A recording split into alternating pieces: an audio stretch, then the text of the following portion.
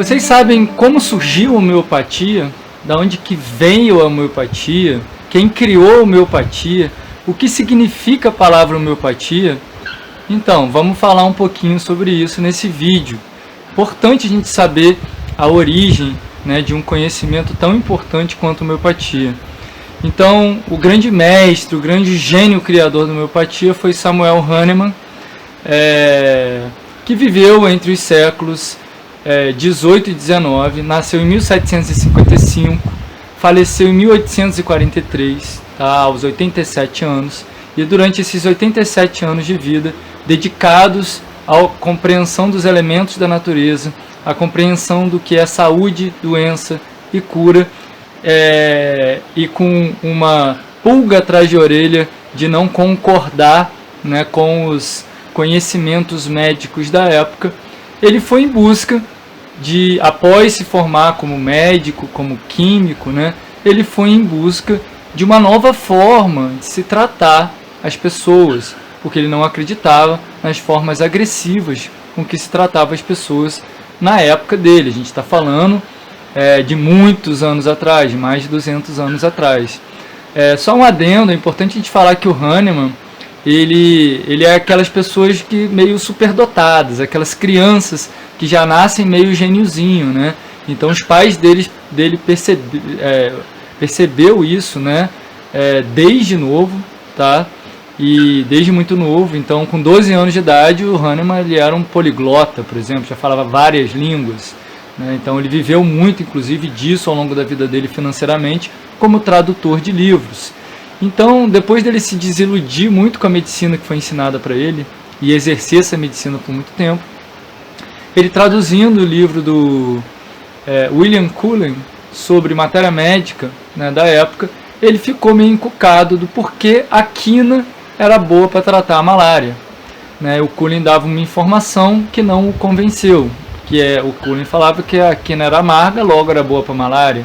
Então o Hahnemann começou a tomar doses progressivamente elevadas da quina.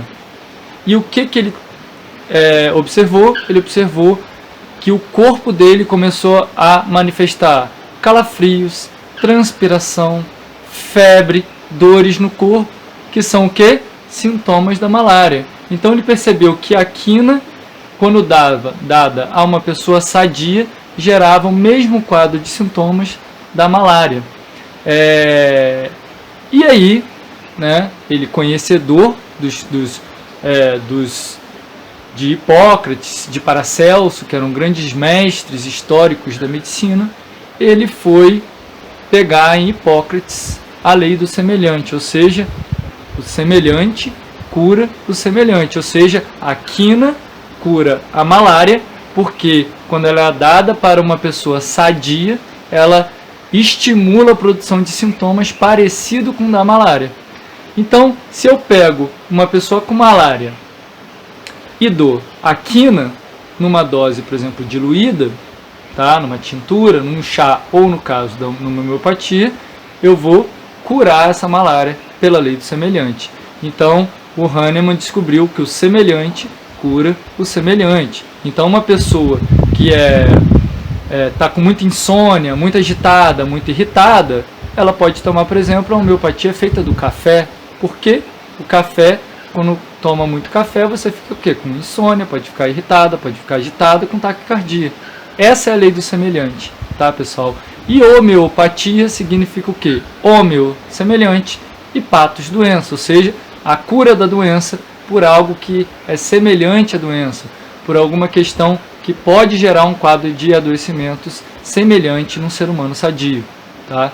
E na segunda parte da pesquisa de Hahnemann, ele começou a pegar as substâncias da natureza e a diluir e a agitar,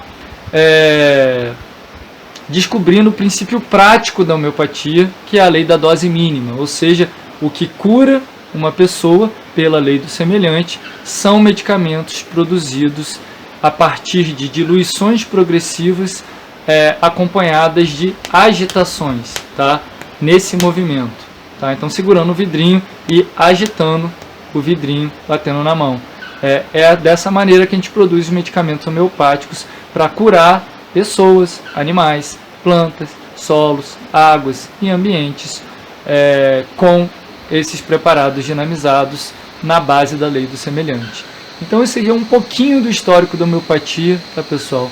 Para vocês entenderem da onde que ela vem, e é muito importante essa base, tá, filosófica e prática que subsidia todo o trabalho de nós homeopatas até hoje em dia.